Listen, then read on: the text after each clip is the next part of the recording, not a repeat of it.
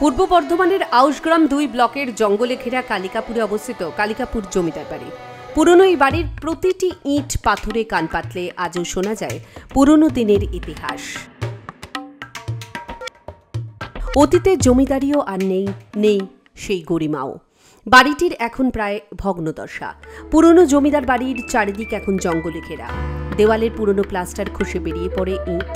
তবুও যেটুকু রয়েছে তাতে একদিকের দেওয়ালে কারুকার্যের নৈপুণ্য, টেরাকোটার কাজ দেখে চোখ ফেরানো দেয়।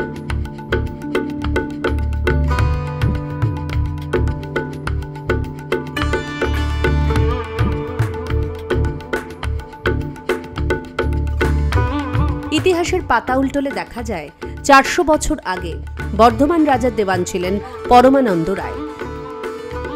রাজার প্রিয় পাত্র হওয়ার সুবাদে তাঁর হাতে তুলে দেওয়া হয় কাঁকসার একটি বিরাট অংশের জমিদারিত্ব। ঘন জঙ্গল কেটে তৈরি হয় বসতবাড়ি, তৈরি হয় পুকুর, বাগান, শিব ও দুর্গা মন্দির।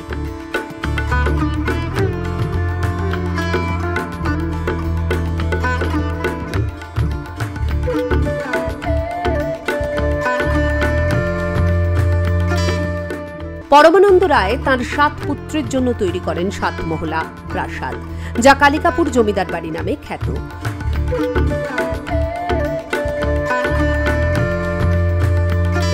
কেউ কেউ বলেন এটা রাজবাড়ি, তবে না, এটা রাজবাড়ি নয়, এটা হলো জমিদার বাড়ি।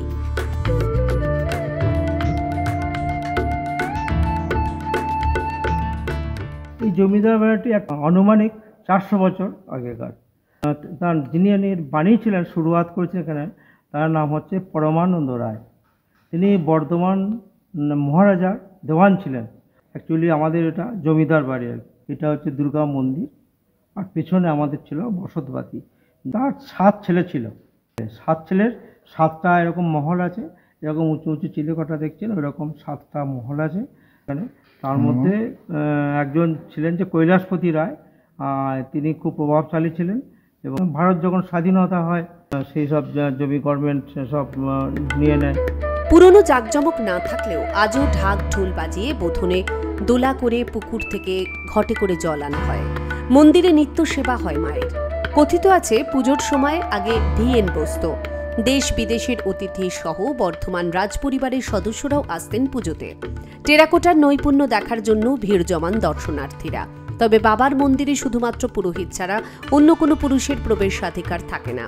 জঙ্গলে ঘেরা এই জমিদার বাড়িতেই একসময় মৃণাল সেন পরিচালিত ও নাসিরুদ্দিন শাহ শাবানা আজমি অভিনীত খণ্ডহার সিনেমার শুটিং হয়েছিল।